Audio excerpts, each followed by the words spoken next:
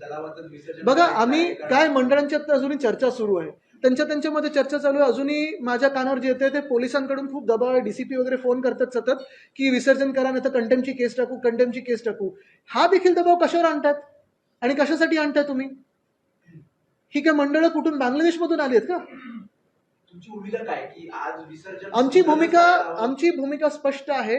पहिली गोष्ट म्हणजे कोर्टासमोर या सरकारने हा विषय मांडणं गरजेचं होतं की आता मागे गणेश आहे, इथे जर आम्हाला सूट द्या.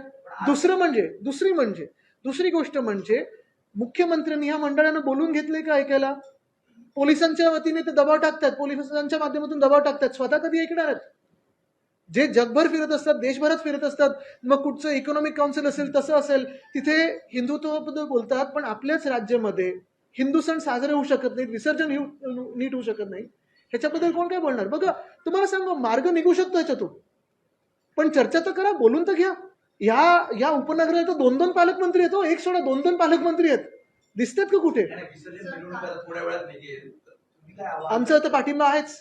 पण तुम्हाला अजून एक सांगतो मी, बघा, ह्याच्यात एक गोष्ट मान्य आहे की दुसऱ्या दिवशी जी आपण पाहतो, जे गणपती बाप्पाचं जे आपण विसर्जनाच्या नंतरचे चित्र पाहतो, ते दुःखदायी असतं, दुर्दैवी असतं.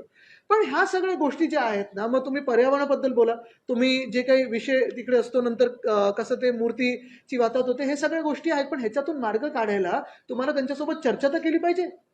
जसं गणपतीच्या आधी सगळ्या मंडळांना बोलवून महानगरपालिका चर्चा करते, तशी केली होती का? 30 तारखेची इंटरिम ऑर्डर बद्दल तुम्ही सांगितलं होतं का त्यांना? काहीतरी माध्यम काढायला पाहिजे, मध्यमार्ग काढायला पाहिजे, कोर्टासमोर मांडा की हे एक विसर्जन होऊन जाऊ द्या, आम्ही सगळ्यांना घेऊन बसतो. पूर्ण बहुमताचं सरकार आहे, त्यामुळे कुठेतरी गांभीर्य कमी झालं नाही.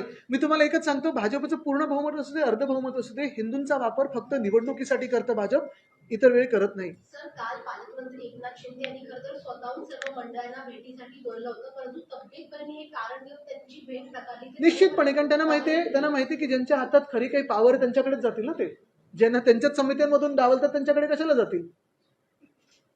सर, हिंदी में बताइए, तुम्ही या समितीबद्दल बोलतायत, या नियमांमध्ये बदल करून आपत्ती व्यवस्थापन समिती एकनाथ शिंदेना परत आणण्याचा गावाला जायची धमकी दिली असेल हो. नाही, पण आधी ते नव्हते, म्हणूनच मी सांगतो ना, रुसून गावाला जायची धमकी दिली असेल म्हणून तर घेतलं असेल परत, पण आधी डावललं ना, हे सत्य गोष्ट आहे ना. पालकमंत्री पदावरून पण वाद एनपीटीसीची बैठक झाली रायगडच्या, तिथेही तिन्ही नेते उपस्थित. अतिशय दुर्दैवी आहे की एका महिला मंत्र्याच्या हाताखाली त्यांना काम करायचं नाहीये, अतिशय दुर्दैवी आहे. आणि तसं पाहायला गेलं तर युवा मंत्री आहे, महिला मंत्री आहे, त्यापेक्षा नेमले कोणी? तुमच्याच सरकारने नेमले ना, की आम्ही नेमून दिलं त्यांना.